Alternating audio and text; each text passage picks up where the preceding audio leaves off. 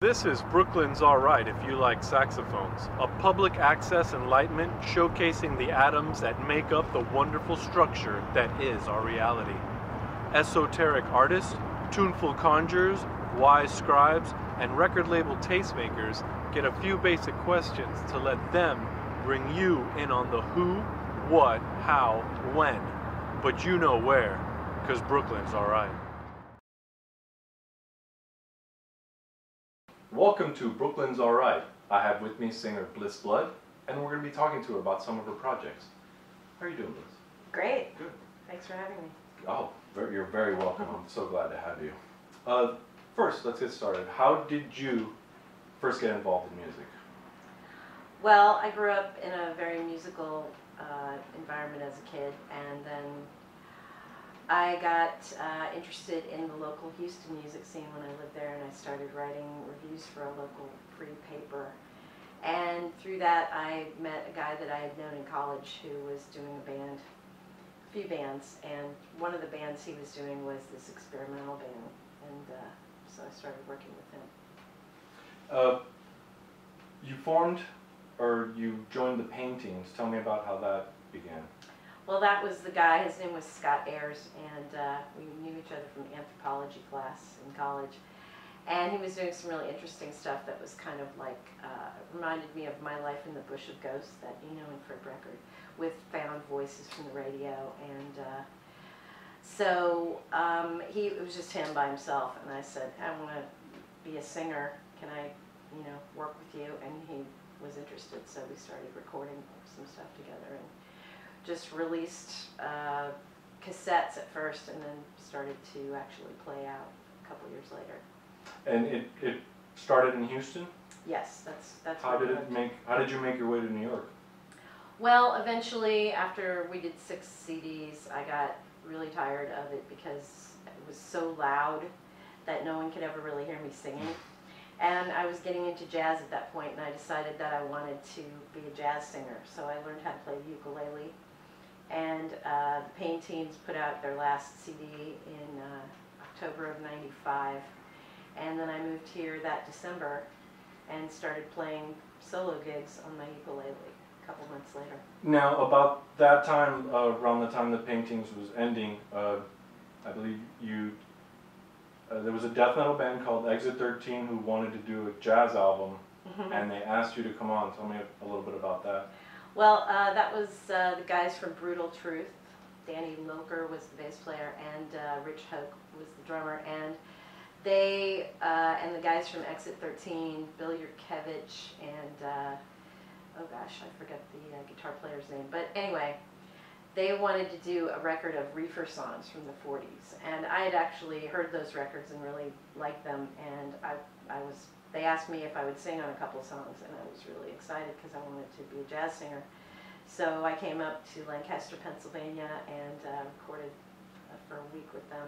And that was about the same time you started playing with the ukulele and trying out your jazz voice? Yeah, and I really had fun singing on that, and it gave me confidence to They had known you from the Paintings, and that's why they had asked you on, or was it just a complete, like, I happen to know a girl's singing jazz? No, we had done a tour. Brutal Truth, the Paintings, and this band from Japan called the Boredoms had done a U.S. tour together, so we were pretty good friends, and that's why they thought of me.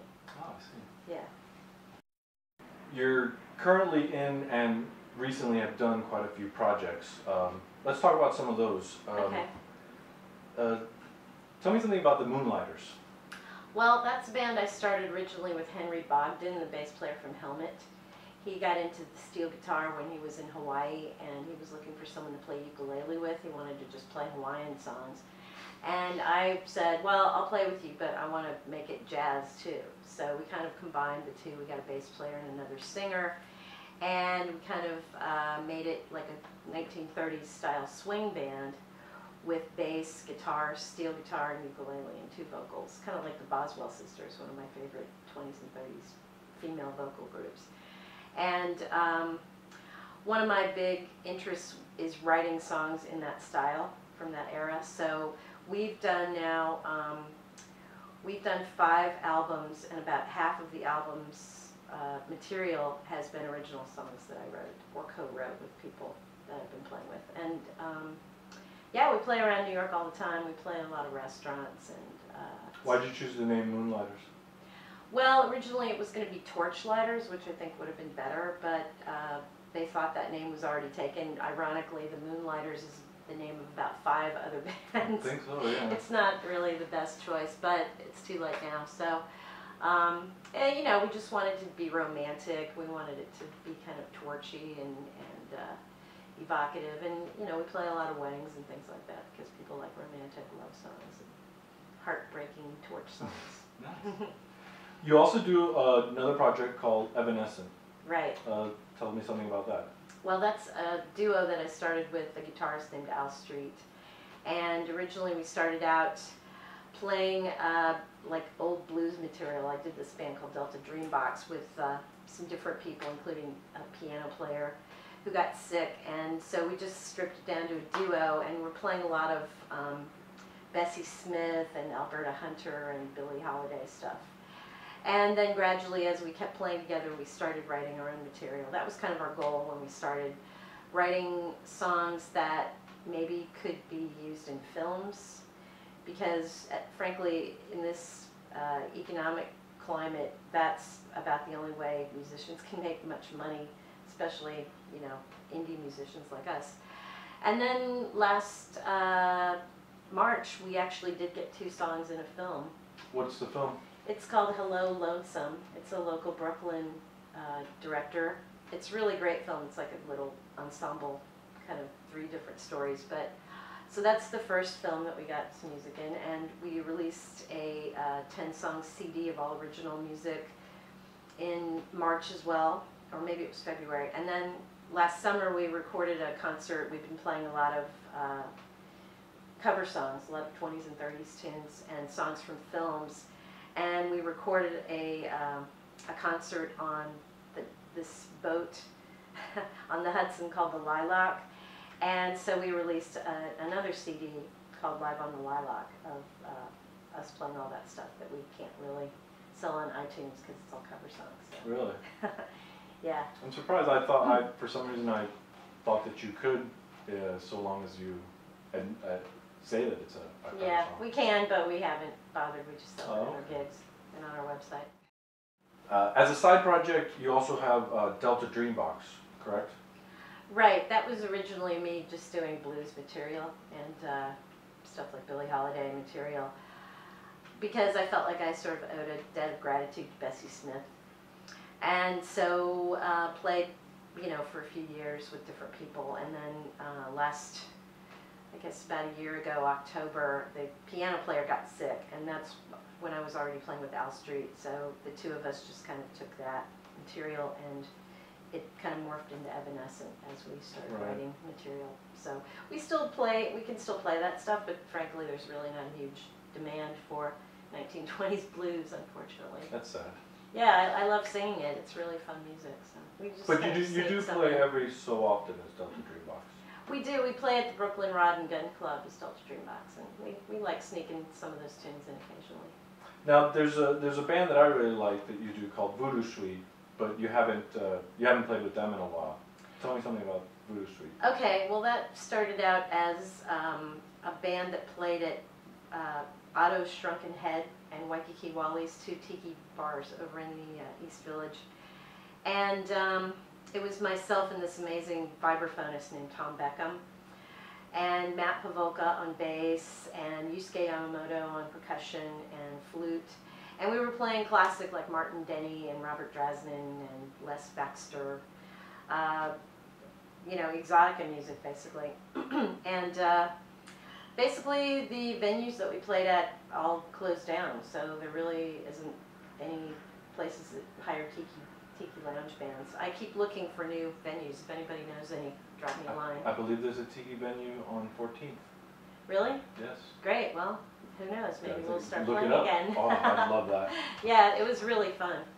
Of all your projects and all the things you've been involved with, what do you feel is like your baby? Which one do you cherish the most? Well, I'm really proud of all the things I've done, especially the original songs I've written. I mean, it started with the paintings. That's where I started getting my feet wet as a songwriter and a lyricist. And, you know, the Moonlighters, I've written a lot of great stuff with them. And right now, I guess I'm concentrating on writing a new Moonlighters CD and also writing stuff with Al for Evanescent. So we may change the name of that because there's another band called Evanescent.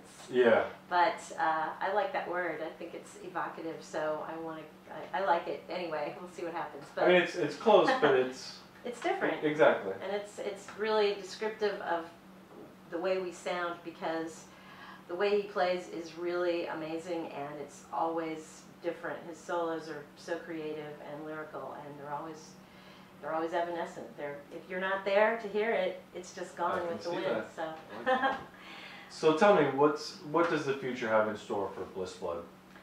Well, you know, I hope to play in Germany again. The Moonlighters have toured Germany 4 times, and I'd like to do that with Al. And I'd like to play maybe some festivals, get more songs in films. Eventually, I hope to just maybe be a professional songwriter, you know, writing songs for other people who don't know how to write songs but look the way, you know, people want their pop stars to look. So, you know, I kind of have things like that in the back of my mind. And also, I've been thinking about trying to put together some kind of a stage production, like a play with music that I've written, or maybe new music, maybe set in the Depression or the 20s, using the stories that I already have in the songs, and like linking them together and making a story out of it. And I also had an idea for a play about the Bonus Army. Do you know about that? No. That was back in 1934. All these World War I veterans protested in Washington, D.C. to try to get their pay from World War I because they never got their pay. And basically they were run out of town by President Hoover, Eisenhower, and MacArthur, who were in the military. They were like generals, basically ran these veterans out of town and burned down their tent city. A lot like what's going on in these Occupy movements. It's very interesting how they were treated terribly and they never got paid. And so that's kind of an interesting idea for a play. Very. But well, I hope you really do this, because I'm interested already. So I'd really like to see that. Yeah, it's a cool idea. Wonderful. I'd like to thank Bliss Blood for coming on. Thank you very much. It was fun. You're very welcome.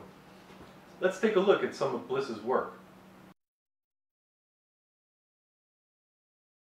Here's a Memphis Mini song. I got a big black cat sits in my back door. Catches every rat, runs across my floor. Everybody wants to buy my kitty. Everybody wants to buy my kitty.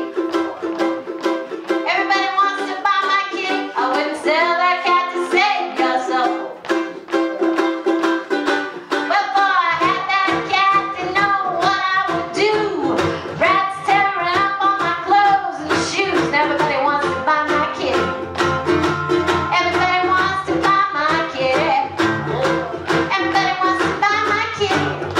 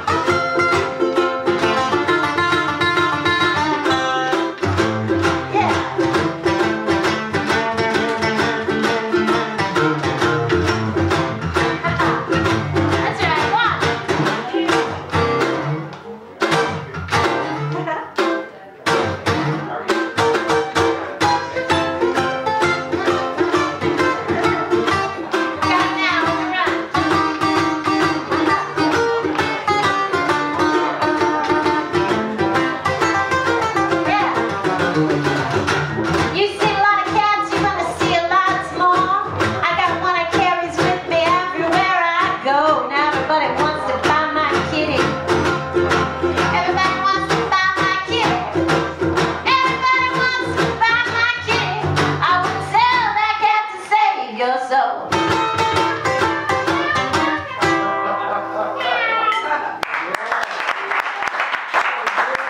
you very much. Let's take a look at some of the bands that are making the rounds.